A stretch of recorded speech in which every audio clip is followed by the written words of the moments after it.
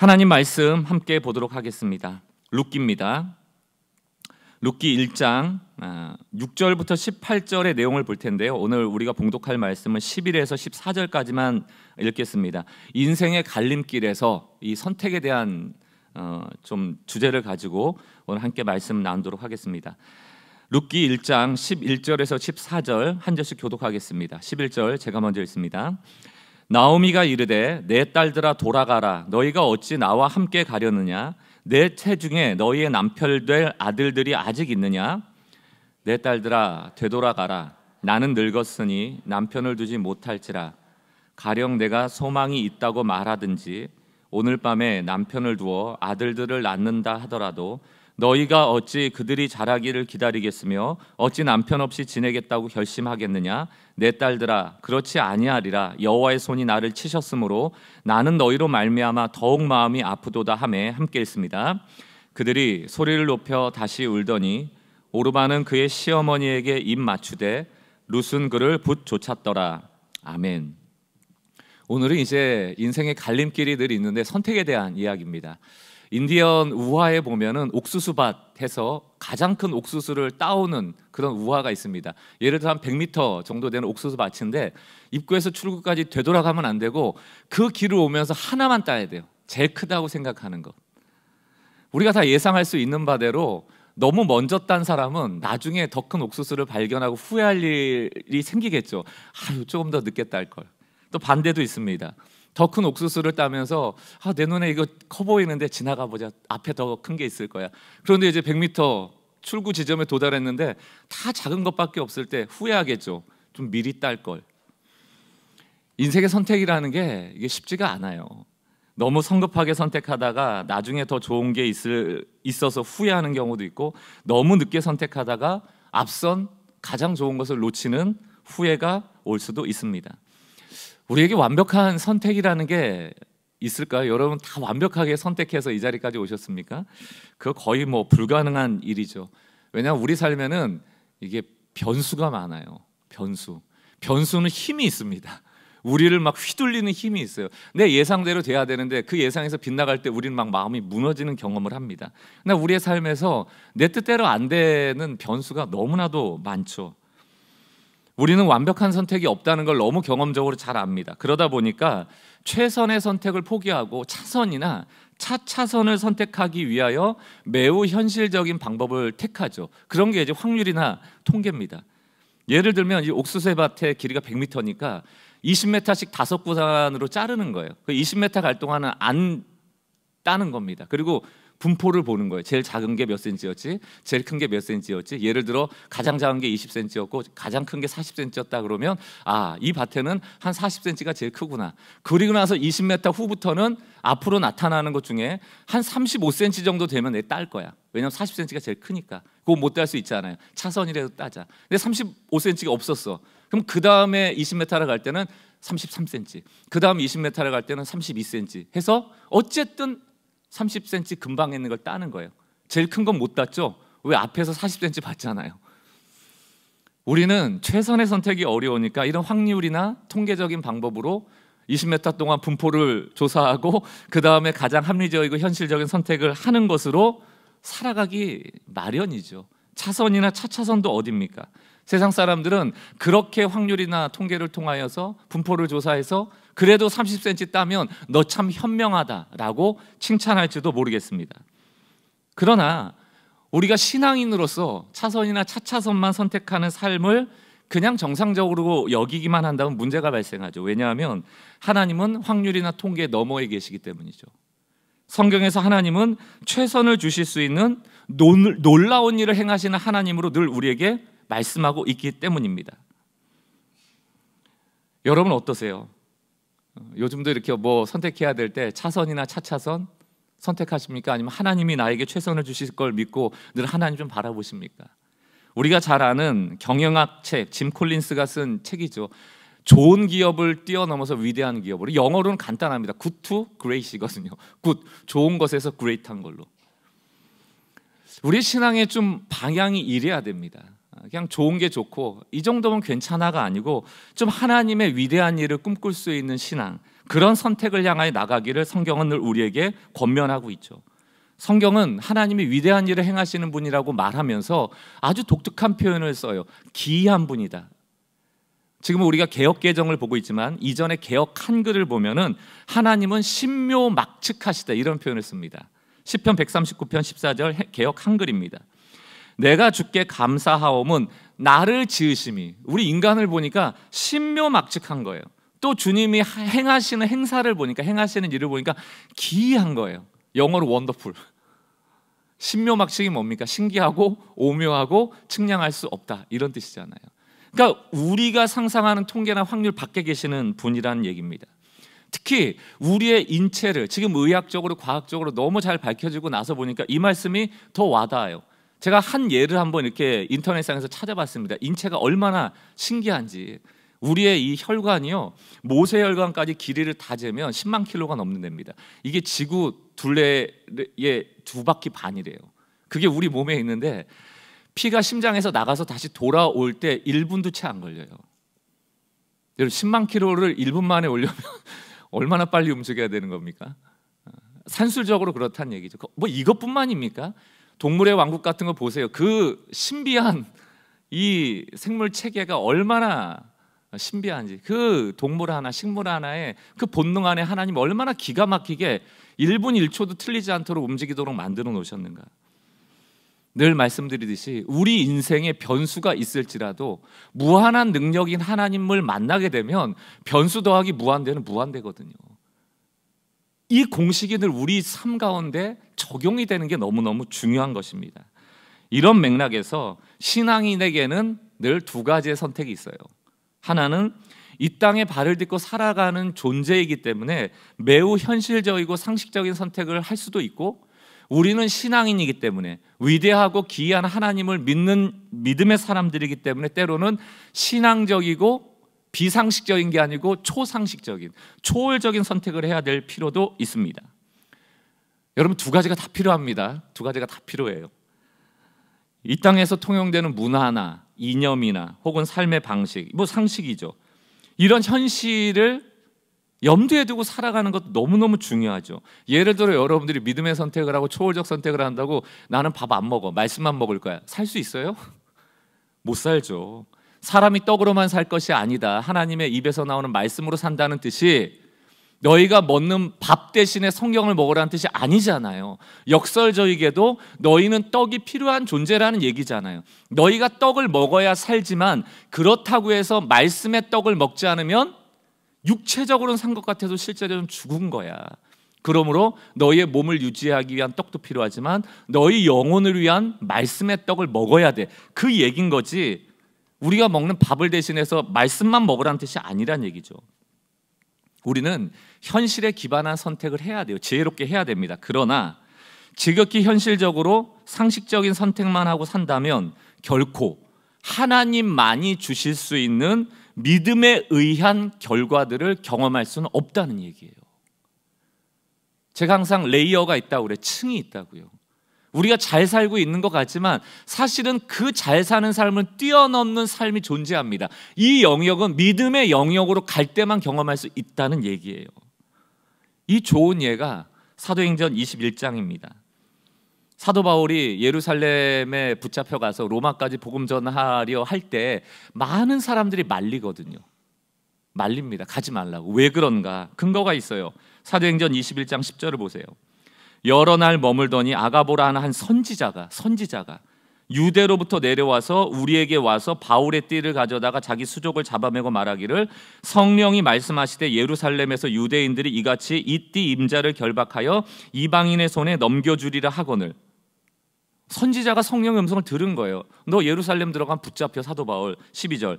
우리가 그 말을 듣고 그곳 사람들과 더불어 바울에게 예루살렘으로 올라가지 말라 권하니. 이게 현실적인 선택이죠. 왜 현실적인 선택입니까? 우리 현실적으로 상식적으로 붙잡혀 있는 거 좋아요, 싫어요? 고난 받는 거 좋아요, 싫어요? 환난 받는 거 좋아요, 싫어요? 아니 붙잡히는 건 피하는 게 상식이죠. 그냥 가지 말라는 거예요. 13절. 바울이 대답하되 여러분이 어찌하여 울어 내 마음을 상하게 하느냐? 나는 주 예수의 이름을 위하여 결박당할 뿐 아니라 예루살렘에서 죽을 각오도 하였노라 하니 그가 권함을 받지 않았다. 이건 비상식적이죠. 인간적으로는. 또 비현실적이에요. 이건 믿음으로 선택하는 겁니다. 이게 초월적 신앙의 결단이죠. 우리 삶에 주의 뜻이 임하기를 원합니다. 이게 주의 이 사도 바울이 선택하는 기준이었다는 거예요. 여러분, 성령께서 말씀하셨어요. 야, 너 가면 붙잡혀. 끈으로 그림 언어까지 보여줬잖아요. 너 이렇게 붙잡혀. 성령께서 나에게 말했어. 그럼 여러분, 여기서는 해석이 필요한 거예요. 그럼 성령께서 너 붙잡힌다라는 사실까지를 알려줬지만 해석은 두 가지인 겁니다. 그래서 가지마. 그래도 가야 해.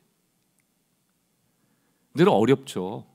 우리는 늘 어렵습니다. 그러나 우리가 너무나도 현실적인 선택만 한다면, 고난은 피하는 게 좋은 거라는 기준만 갖고 있다면 예루살렘에 안 가게 되겠죠. 그러나 사도 바울은 알아. 붙잡히러 가는 거야. 나는 붙잡히려고 가는 거야. 달라요, 해석이. 여러분, 사도 바울이 예루살렘에서 붙잡히지 않았더라면, 그래서 이방인의 손에 넘겨지지 않았다면, 이 이방인이 누구예요? 로마란 말입니다. 그럼 로마의 복음이 전파되지 못하는 거예요. 하나님이 이 사도 바울을 통하여 주의 뜻을 이루고자 하는 건 뭡니까? 로마까지 복음이 전해지게 하는 거예요. 그러기 위해서는 잡혀가야 되는 거죠. 여러분, 신앙의 결단을 한 사람만이 하나님의 기이한 일을 보게 되는 겁니다. 우리가 현실적으로 선택했더라면 고난은 안 받을 수 있겠죠. 그러나 복음은 전해지지 못하는 것입니다. 왜 사도 바울에게는 그렇게 기적과 같은 일이 많았을까? 오늘 이 본문을 통해서도 압니다. 그는 늘 현실적 선택만을 했던 사람이 아니라는 거예요. 때로는 신앙적 결단, 초월적 결단을 마다하지 않았으므로 하나님의 신묘막측하심이 그의 삶에 늘 따라다녔다는 것이죠. 우리에게 적용해 보면 우리는 어쩌면 늘 현실적이고 상식적인 선택을 하면서, 늘 현실적이고 상식적인 기도를 하면서, 그러면서도 하나님의 신묘막측하심을 기대하는 것은 아닌가. 거기서의 괴리가 있을 수 있습니다. 오늘 설교의 핵심은 이거예요. 선택에 대한 얘기인데, 우리는 완벽한 선택을 할 수 없지만, 그렇다고 해서 늘 차선과 차차선의 선택, 늘 현실적이고 상식적인 선택만을 하면서 이 정도면 괜찮게 살아가지, 그럭저럭 괜찮은 삶이야, 그 그럭저럭 괜찮은 삶을 추구하도록 부름받지는 않았다는 것이죠. 하나님이 우리를 부르실 때 우리에게 그럭저럭 괜찮은 삶을 살도록 우리를 부르시지는 않았을 거란 얘기입니다. 사도 바울을 선택하셨을 때 하나님은 로마까지 복음 전파할 생각을 하셨을 거란 말이죠. 그러므로 신앙인은 때로는 매우 극단적으로 보이지만 초월적 선택을 해야 될 필요가 있습니다. 그것을 위해 용기를 달라고, 결단할 수 있도록 주님 은혜를 달라고 기도해야 될 때도 있다는 것이죠. 성경 전체를 보면요, 내가 선택하는 것과 하나님의 주권과 늘 충돌하는 지점이 생깁니다. 그 용어를 나의 선택과 하나님의 주권이라는 주제로 말할 수가 있어요. 근데 저는 이 용어를 너무 좋아하거든요. 반대로 여러분, 나의 선택과 하나님의 반응이라는 문장으로 바꿔보면 너무 절망스러워요. 우리가 잘못 선택할 수 있잖아요. 우리가 불완전한 선택을 할 수 있잖아요. 내가 잘못 선택했는데 하나님께서 갑자기 너가 책임져야 돼, 너가 선택한 거니까 하나님이 그대로 반응해 주시는 거예요. 예를 들어 우리의 기도가 부족한 게 많잖아요. 못 모르고 기도할 때가 많잖아요. 기도 못하는 것도 많잖아요. 너무 필요한 건데. 근데 하나님께서 우리가 기도하는 것만 반응해서 응답하신다면 우리의 삶이 어떨 것 같아요? 무서운 얘기입니다. 내가 기도하는 것만 주세요. 너무 비참한 거죠. 너무 무서운 거죠. 너무 절망스러운 거죠. 우리의 삶이 소망이 있고 이렇게 살아갈 수 있는 이유는 우리가 기도하지 못한 것, 우리가 구하지도 못한 것을 우리에게 날마다 공급하시기 때문에 우리가 살아가는 거거든요. 나의 선택과 하나님의 반응이 아니에요.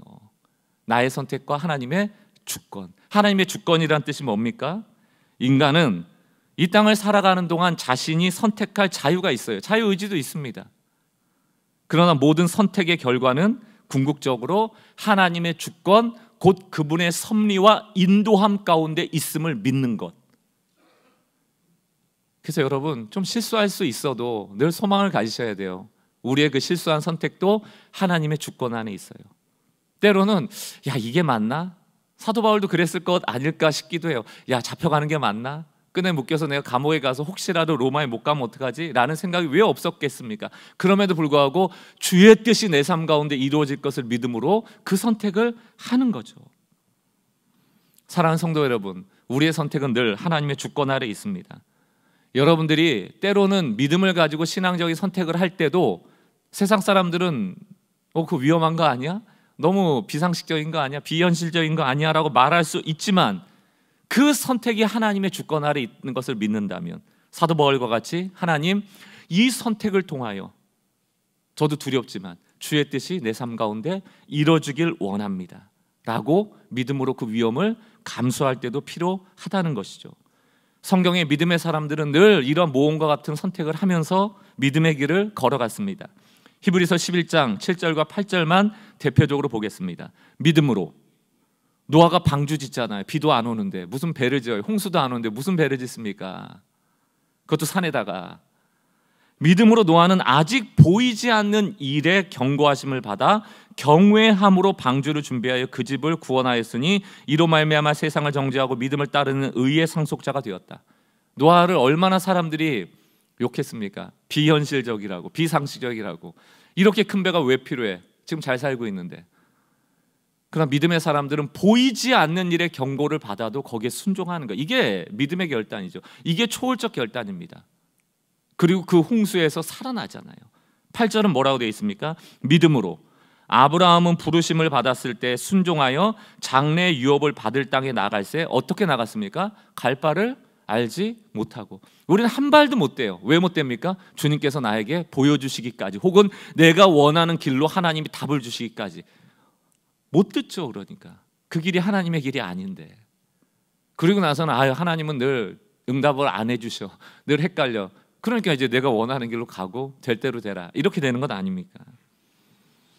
하나님의 놀라운 역사를 경험하는 쪽의 선택이 필요할 때가 있습니다. 어떤 선택도 하나님의 주권 아래에 있음을 믿고 현실적인 리스크를 좀 감수할지라도 좀 믿음의 결정, 좀 신앙의 결정, 그 결정을 해나가는 용기 주시기를 주의 이름으로 축원합니다. 여러분, 이런 신앙의 결정은 간단합니다. 복음의 결정이라고 보시면 되고요. 늘 좀 내가 손해를 감수하더라도 남을 잘 되게 하는 것, 결정들, 그리고 하나님이 기뻐하시는 결정들, 그거는 늘 좀 내가 손해보는 결정이라고 보시면 됩니다. 나만 잘 되는 결정은 그건 현실적인 결정일 때가 많아요. 오늘 이제 3명의 여자가 주인공으로 나오잖아요. 시어머니 나오미, 다음에 2 며느리 오르바와 룻, 이들이 어떤 결정을 하는지를 함께 살펴볼 겁니다. 나오미는 모든 것을 잃었어요. 남편도 잃고 2 아들도 잃고. 이렇게 모든 것을 잃었을 때 나오미는 무엇을 선택할까? 그리고 또 그 나오미만 바라보고 있는 2 며느리 오르바와 룻은 어떤 선택을 할까? 이 선택을 통하여 여러분의 이 인생의 갈림길에서 선택하는데 좀 도움이 되고 하나님의 뜻을 찾는 은혜가 있길 주의 이름으로 다시 한번 축원합니다.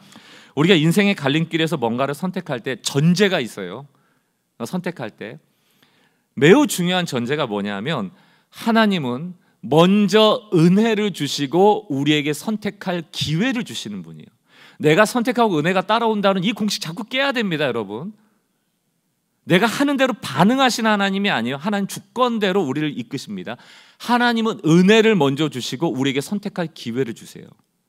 늘 우리의 선택이 하나님의 주권 아래 있고 우리의 은혜의 그늘 아래 있음을 늘 인식하셔야 돼요. 이게 없으면 우린 두렵습니다. 두려워요. 근데 두렵기 때문에 초월적 선택을 못하는 거거든요. 하나님이 우리를 붙잡고 계시다. 이 전제를 다시 한번 확인하려고 하는데 6절입니다. 지난주에도 봤죠? 그 여인이 모압 지방에서 여호와께서 자기 백성을 돌보시사, 이게 히브리어 파카드라는 겁니다. 이 용어를 잘 기억하고 계세요. 그 여인이, 나오미가 베들레헴에 하나님이 양식 주셨다는 소식을 들은 거예요. 자기 백성을 돌보시사 그들에게 양식을 주셨다함을 듣고 이에 2 며느리와 함께 일어나 모압 지방에서 돌아오려 하여, 이렇게 돼 있죠. 돌보사, 파카드, 이 원어의 의미가 뭐냐면 그의 백성을 돌보셨다라고 해석이 되어 있지만 원어의 의미는 그분이 그 백성을 찾아오셨다라는 거예요. 방문하셨다는 뜻입니다. 파카드, 그분이 찾아오셨다, 그분이 방문하셨다. 내버려두면 흉년의 때에 모든 사람이 죽는 거예요. 그 흉년을 극복할 사람은 없습니다. 사람의 힘으로 흉년은 극복될 수가 없어요. 하나님이 오셔야 해결되죠. 근데 오신 겁니다. 이게 파카드예요. 망할 인생, 최악의 상황에 다다를 위험 있는 인생을 찾아오시고 방문하셔서 아이고 힘들지 등 두드려 주시는데 멈추는 게 아니고 매우 실제적인 도움을 베푸신다는 의미입니다. 파카드. 이게 복음 아닙니까? 복음이 왜 복음이에요? 우리가 죄인 되었을 때, 우리가 원수 되었을 때, 우리가 경건하지 않을 때, 우리가 연약할 그때 우리를 방문하시잖아요. 인간의 몸을 입고 이 땅에 오셨다. 맥스 루케이드 목사님은 우리 동네로 찾아오셨다. 그렇게 해석하셨거든요. 파카드의 은혜예요. 복음은 왜 기쁜 소식입니까? 이대로 있으면 우리 망하는 거예요. 이대로 있으면 흉년의 때 망하는 거예요. 죽는 거예요. 우리의 힘으로는 극복이 안 돼. 그런데 하나님이 찾아오신 거예요. 비참한 인생을. 그게 파카드의 은혜입니다. 파카드는 복음을 품고 있는 단어예요. 내 백성, 내 사랑하는 내 형상으로 만든 피조물, 그 인간의 비참함을 내버려 두지 않고 그대로 망하도록 내버려 두지 않고 기어코 구원하고자 하는 하나님의 신실한 의지가 담겨 있는 단어가 파카드입니다. 내가 너희를 돌보고 있어. 내가 너희를 돌보고 있어. 성경은 온통 복음이라니까요. 아무 소망 없었던 애굽에 종살이하던 이스라엘 백성, 그대로 두면 종살이하는 것 아닙니까? 이미 400년 동안 종살이하고 있지 않았어요? 400년이면 10대입니다. 10대. 10대 할아버지 때부터 종이에요. 벗어날 수 있습니까? 내버려두면 평생 종으로 살아가야 돼요. 그런데 하나님이 찾아오신 거예요. 그 애굽 땅에 방문하신 겁니다. 그게 출애굽기 3장 16절에 나와요. 너는 가서 이스라엘 장로들을 모으고 그들에게 이르기를 여호와 너의 조상 하나님 곧 아브라함과 이삭과 야곱의 하나님이 내게 나타나 이르시되 내가 너희를 돌보아. 파카드예요. 내가 너희를 찾아왔다. 너희를 방문했다. 그리고 내가 너희의 당한 일을 보고 있다. 애굽의 핍박을 보았다. 그리고 구원해내시잖아요. 그들이 구원할 수 있어요? 그 종들이 구원할 수 있어요? 해방될 수 있습니까? 할 수 없죠. 예수님이 인간의 몸을 입고 온 것이 파카드의 은혜입니다. 하나님은 우리의 삶을 지켜보시고 구체적으로 구원해내신다. 실제로 흉년의 때에 베들레헴, 빵의 집의 이름에 어울리도록 레헴, 양식을 주시는 하나님이세요. 이게 신약으로 넘어가면 어떤 표현으로 나옵니까? 우리의 육의 떡만 주는 게 아니고 우리의 영혼을 살리기 위하여 예수 그리스도가 실제적으로 몸을 입고 오셔서 떡이 되시잖아요. 이게 파카드의 은혜예요. 요한복음 6장 48절을 보십시오. 내가 곧 생명의 떡이다. 49절 너희 조상들은 광야에서 만나를 먹었어도 죽었거니와 50절 이는 하늘에서 내려온 떡이니 사람으로 하여금 먹고 죽지 아니하게 하는 영생하게 하는 떡이다. 이게 파카드의 은혜예요. 그분이 육신을 입고 우리에게 방문하셨죠. 그리고 이 떡을 먹어라. 성찬의 때 우리가 고백하잖아요. 영원히 죽지 않는 떡. 이걸 공급하시는 분이에요. 내버려두면 어떻게 되죠? 지옥 갈 인생들 아닙니까? 망하는 인생들 아닙니까? 그러므로 너희를 돌보고 있으니 이 파카드의 은혜가 떠나지 않으니 이 믿음을 가지고 믿음에 선택하는 믿음의 사람 되라고 우리에게 권면하시는 것이죠. 이 전제가 없다면 우리는 감히 초월적이고 신앙적인 선택하기가 어렵습니다. 내가 선택하는 대로 하나님 반응하시는 분이라면 얼마나 두렵습니까? 완벽하게 내가 선택해야 되니까. 그러나 옥수수 밭에서 20cm 조그만 거 따와도 괜찮아요. 그걸로 우리 망하지 않는다는 얘기입니다. 하나님이 더 좋은 역사를 베풀어 주신다는 거예요. 그러니까 여러분 흉년의 때 소망하셔야 된다니까요. 이때를 통하여 하나님이 어떤 기적적 역사를 나에게 경험하게 하실 것인가 소망하라는 얘기죠. 이렇듯 우리 인생에 앞서는 은혜를 전제로 우리가 선택해야 되는데 오늘 이제 이 여인들이 어떤 선택하는지 보자고요. 먼저 나오미입니다. 나오미는 지극히 현실적인 선택을 해요. 지극히 상식적인 선택을 합니다. 하나님의 앞선 은혜를 믿지 않아요. 그의 인생에 그 앞선 은혜, 파카드의 은혜가 전제되지 않아요. 하나님에 대한 기대가 없습니다. 오히려 이 모든 상실의 상황이 자기가 잘못해서 이렇게 됐어라는 자책감으로 늘 괴로워합니다. 또 두 며느리, 이런 저주받은 인생 따라와 봐야 너희도 힘들어져, 고생하게 돼. 그러니까 모압, 너희의 고향, 너희 어머니의 집이 있는 곳으로 다 돌아가라는 얘기입니다. 13절 후반절을 봅니다. 여호와의 손이 나를 치셨으므로 나는 너희로 말미암아 더욱 마음이 아프도다. 이게 무슨 얘기입니까? 하나님이 나를 치신 거예요. 나는 저주받은 거예요. 난 심판받은 거예요. 내가 심판받지 않고 복을 받았더라면 너희도 복 받을 수 있는데 나 따라와봐야 하나님이 나를 치셨는데 너희라고 무사하겠어? 나 따라오면 안 돼. 괴로워. 다 떠나라는. 이 피해 의식에 쩌들었던 게 나오미예요. 다음 주에도 살피겠지만 20절을 보십시오. 나오미가 그들에게 이르되 나를 나오미. 이게 무슨 뜻이라고 그랬어요? 즐거움, 기쁨. 부르지 말라는 거예요. 이제부터 나를 마라. 이게 괴롭다, 고통스럽다, 쓰다 이런 거예요. 마라의 샘물 아시잖아요. 광야길 걸 때 마라의 쓴물이 나왔던 거. 쓰다. 왜? 이는 전능자가 나를 괴롭혔기 때문이다. 이게 나오미가 가진 하나님에 대한 의식이에요. 내 삶에 파카드의 은혜가 있을 거라고 소망하지 않습니다. 소망하지 않기 때문에 지극히 현실적인 선택을 하는 거예요. 모압 돌아가라는 거예요. 11절 보겠습니다. 나오미가 이르되 내 딸들아 돌아가라. 너희가 어찌 나와 함께 가려느냐. 제 괄호에다 현실적으로라는 얘기를 들었어요. 현실적으로 생각해. 내 태중에 너희의 남편들 아들들이 아직 있느냐? 없잖아. 내 아들들이라도 있으면 너희가 내 아들들하고 재혼하면 내 가문에 있을 수 있는데 그거 할 수 없잖아. 현실적으로. 12절 내 딸들아 되돌아가라. 현실적으로 나는 늙었으니 남편을 둘 수가 없어. 가령이에요. 소망을 그냥 가령으로 놓는 겁니다. 있을 수 없다는 얘기인 거죠. 가령 내가 소망이 있다고 말한다든지 오늘 밤에 남편을 둬 아들을 낳는다 할지라도 13절 현실적으로 너희가 어찌 그들이 자라기를 기다리겠으며 어찌 남편 없이 지나겠다고 결심하겠느냐. 내 딸들아 그렇지 않다. 우린 소망 없어. 현실적으로 이건 안 돼. 상식적으로 말이 안 돼. 나와 가는 것. 게다가 여호와의 손이 나를 치셨다니까. 난 저주받았다니까. 나에게 은혜가 떠났다니까. 파카드의 은혜를 전혀 전제하지 않는 거예요.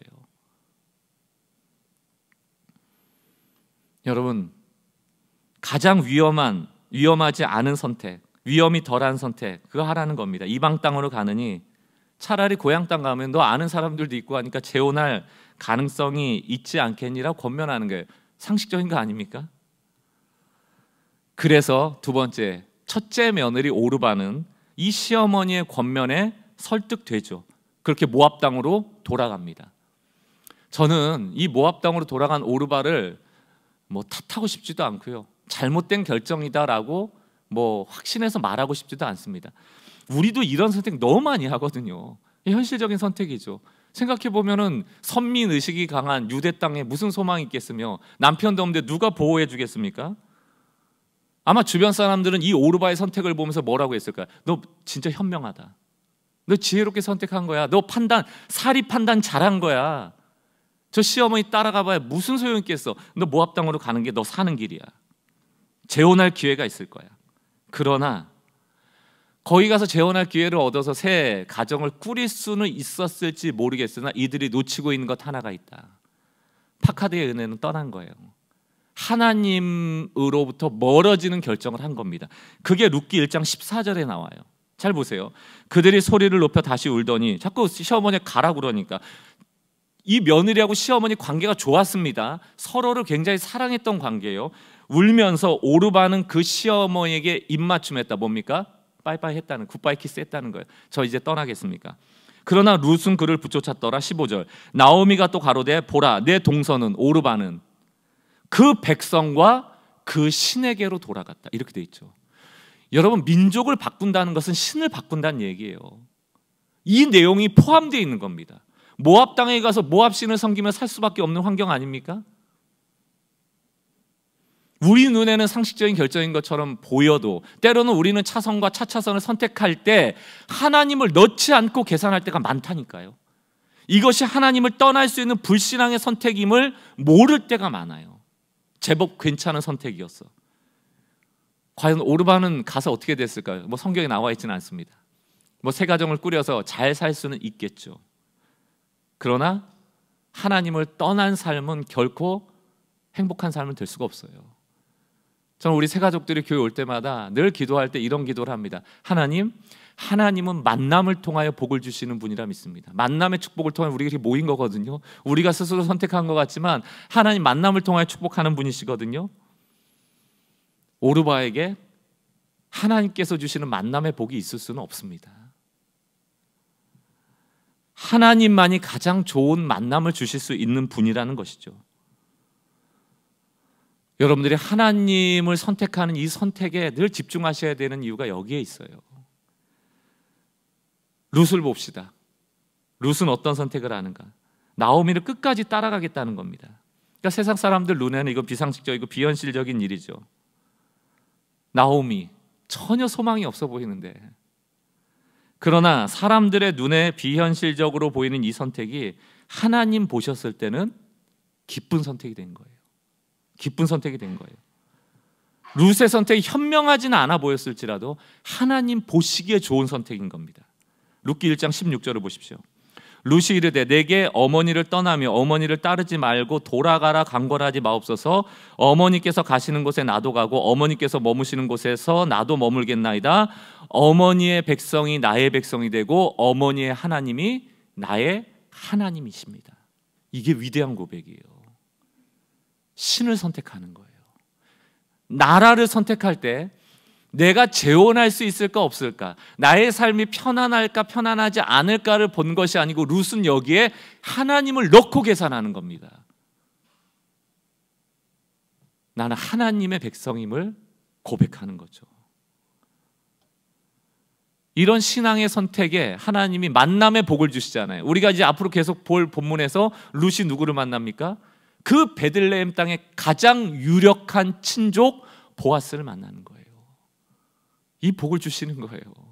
이게 거저오는 만남이 아닙니다. 이게 거저오는 복이 아닙니다. 이 비현실적인 위험한 선택을 통하여 주시는 하나님의 은혜인 것이죠. 저는 이 본문을 묵상하면서 이런 음성처럼 들려졌어요. 지금 나오미는 절망 아닙니까? 원래 하나님 믿는 백성인데 완전히 하나님에 대한 기대가 먹고 피해의식에 쩌들어 있는데 룻이 주인공으로 등장하는 시점인 거예요. 이게 뭐라고 어머니께 얘기하는 것처럼 들렸냐면 이런 거예요. 나오미요, 어머니 하나님 계시잖아요. 베들레헴에 풍년을 주셨잖아요.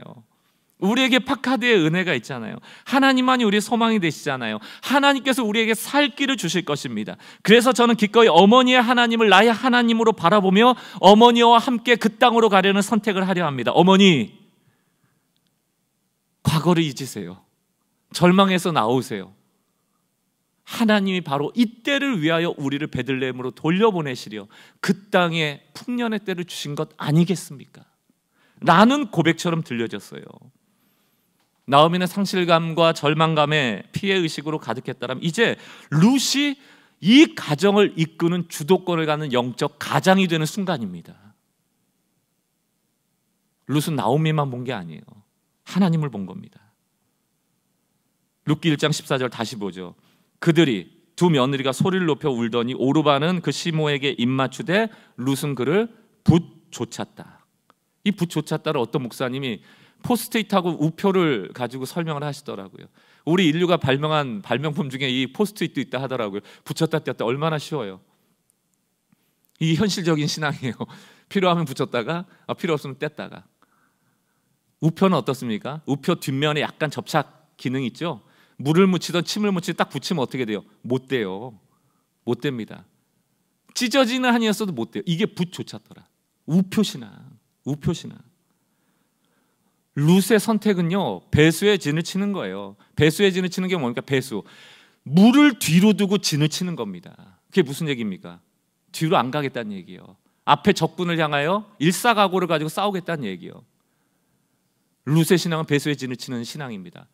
룻의 선택은 우표가 같은 선택이에요. 현명해 보이지는 않아 보이고 상식적이 현실적으로도 보이지 않는 이 무모해 보이는 선택, 하나님 앞에 그냥 올인해버리는 거예요. 사랑하는 성도 여러분, 기억하셔야 돼요. 너희는 먼저 그의 나라와 의를 구하라. 다시 말하면 하나님을 오롯이 바라보고 너의 인생을 올인하면 이 모든 것을 너에게 더하시리라.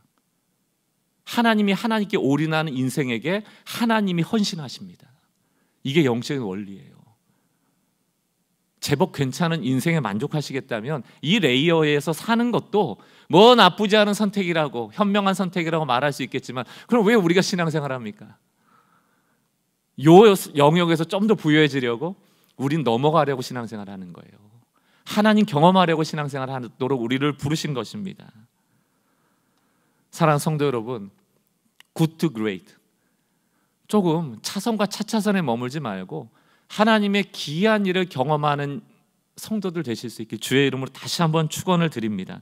말씀을 마무리하면서 우리나라의 순교의 역사를 한 가지만 좀 살펴보려고 해요. 순교의 역사는 죽음의 역사 아닙니까? 무모한 선택의 역사거든요. 중국 최초의 선교사인 토마스 모리스라는 분이 1807년 영국 영인 마카오로 들어갑니다. 이것 자체가 무모해 보였습니다. 중국을 선교하기 위해서 마카오를 기점으로 선교하려 했는데 많은 사람들이 이야기했거든요. 이 커다란 대륙에 너 혼자 와서 어떤 열매를 맺을 수 있을 거라고 생각하느냐. 비아냥되기도 했을 겁니다. 사랑하는 성도 여러분, 그 중국 땅에 이 한 사람 토마스 모리스가 간다 한들 무슨 일이 일어나겠냐고요. 현실적으로는 뭐 아무 일도 일어날 것 같지 않죠. 이 선교사님이 인쇄소를 세웠고요. 1809년부터 14년까지 중국어 성경을 만듭니다. 한자 성경이죠. 이 성경 때문에 많은 선교사들이 이 성경을 들고 복음을 전파하기 시작합니다. 그러나 이 성경을 만드는 동안 그의 삶은 정말 비참했대요. 그 역사적 내용을 보니까 이런 글이 있더라고요. 힘드니까 좀 도와달라고 200명 가까이 200통의 편지를 보냈다는 겁니다. 근데 어떤 분이 답장이 왔대요. 근데 너무 고마워서 다시 답글을 보냈는데 그 답글 안에 이런 내용이 있는 겁니다. 내가 200통의 편지를 보내고 도움을 요청했지만 돌아온 편지는 2통뿐이었다. 얼마나 힘들었겠어요. 누구도 저 사람이 중국 땅을 복음화할 거라고 지지하는 마음이 없었을 겁니다. 왜 저렇게 무모하지? 저거 힘들 텐데. 그런데 이 무모한 선교 사역으로 1866년 한국의 복음을 전하러 대동강변으로 들어왔던 토마스 선교사, 그는 거기서 참수당합니다. 바로 죽죠. 그러나 그가 들고 들어왔던 한문 성경이 그 세 권이 최치량이라는 사람에게 전해지고 박영식이라는 사람에게 전해지고 쓸모없어 보여서 집에 벽지로 붙였습니다. 찢어서. 근데 그 벽지를 읽으며 회심하게 되죠. 사람들이 복음을 듣게 되고 보게 됩니다. 42년이 지나서 1907년 그게 평양 대부흥 사건이에요. 42년이 지납니다. 누가 기대합니까? 누가 이 토마스 모리스 이 선교사가 어떤 일을 하리라 기대했겠습니까? 오늘 우리가 이 자리에서 예배드릴 수 있고 오늘 우리가 이 성경을 통하여 하나님 말씀을 볼 수 있는 것, 그건 이 무모한 순교자, 이 무모한 선택, 비현실적이고 비상식적인 선택을 통하여 우리에게 주어진 혜택이에요. 거저된 게 아닙니다. 우리가 현명한 선택만을 가지고 이런 일이 일어날 수 있을까요? 이 레이어에서의 선택을 가지고 하나님의 일을 감히 감당해낼 수는 있겠습니까? 사랑하는 성도 여러분, 한 주간 우리 인생에도 많은 선택의 순간이 있을 것입니다. 현명한 결정을 위하여 지혜를 구하는 기도도 필요하겠죠. 그러나 때로는 우리는 알잖아요. 어떤 선택이 더 하나님 기뻐하시고 알거든요. 하나님이 기뻐하시는 일, 예수님이 이 땅에 오셔서 하셨던 일, 우리가 받은 복음이 우리에게 요청하는 일, 그것은 어쩌면 무모한 일일 수도 있고 세상 사람들이 봤을 때는 좀 비상식적인 일처럼 보이는 것일 수도 있을지 모르겠습니다. 그러나 기도하면서 하나님, 한번 이런 선택을 해보겠습니다라는 마음을 가지고 이 선택을 할 때 하나님의 주권이, 파카드의 은혜가 나에게 주어져 있음을 알고 주님의 기이한 일을 한번 경험하고 싶습니다. 이런 마음으로 배수의 진을 친 기도 한번 한다면, 또 선택을 한다면 하나님이 우리의 인생을 사용하여 주시라 믿습니다. 지금 당장 열매가 맺히지 않을 수도 있어요. 제가 늘 말씀드리듯 한국교회는 지금 겨울나무입니다. 지금 당장 열매 맺고 꽃 피우고 잎사귀가 무성해지는 일은 없을지 몰라도 이것이 뿌리가 든든해지는 일이 되고 이것을 통하여 하나님이 계속적으로 뿌리에 양분을 공급하여 주셔서 생존하게 하시고 그 뿌리를 건강하게 해주신다면 그 열매는 마치 42년 후에 1907년 평양 대붕을 통하여 이 대한민국이라는 땅이 복음을 듣게 된 것처럼 몇십 년 후가 될지 몰라도 이 복음이 부흥하여 우리의 다음 세대가, 그 다음의 세대가 이 우리는 교회라는 역사를 기억하며 하나님께 찬양할 날도 오지 않을까요? 우리의 삶이 그렇게 주의 뜻에 이끌려져 하나님의 손에 쓰임받는 인생 될 수 있도록 한 주간의 삶에 신앙적 선택하는, 믿음에 결단하는 성도의 삶이 되기를 주의 이름으로 축원합니다. 우리 같이 한번 찬양하려고 하는데요, 주 선한 능력으로 나를 안으시네, 이 찬양입니다. 후렴 가사를 보니까 그 선한 힘이 우리를 감싸시니, 저는 이게 파카드의 은혜라고 생각합니다. 믿음으로 일어날 일 기대하네. 나오미가 아니고요. 나오미가 아니고요. 우리를 돌보시는 하나님이 계시다면 우리에게 새로운 일이 있을 수 있어. 주 언제나 우리와 함께 하셔 하루하루가 늘 새로워. 이 놀라운 일을 행하시는 하나님을 향하여 한 주간의 삶을 드리며 나가기를 원합니다. 함께 찬양하고 우리 기도하겠습니다. 주 선한 능력으로, 주 선한 능력으로 안으시네. 그 크신 팔로 날 붙드시네.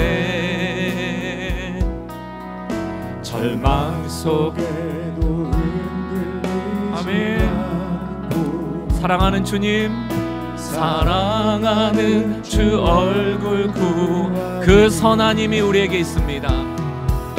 그 선한 힘이 우리를 감싸시니 믿음으로 일어나릴 기대하네.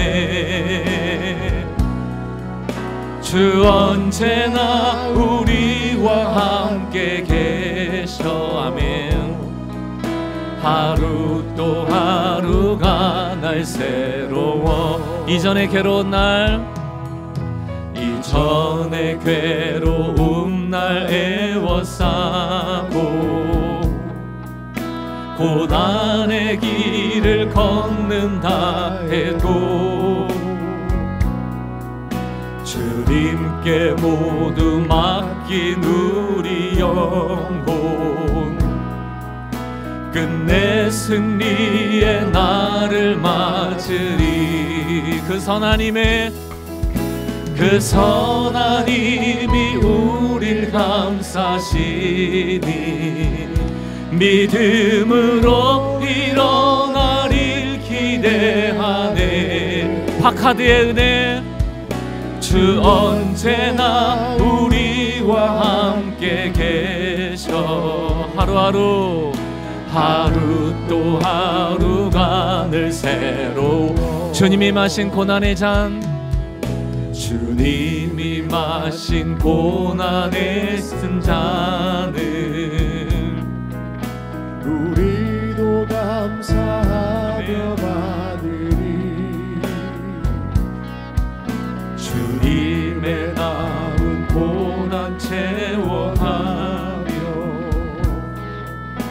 예수와 복음 위에 살리라. 주님의 힘이 필요합니다. 그 선한 힘이 우리 감싸시니 믿음으로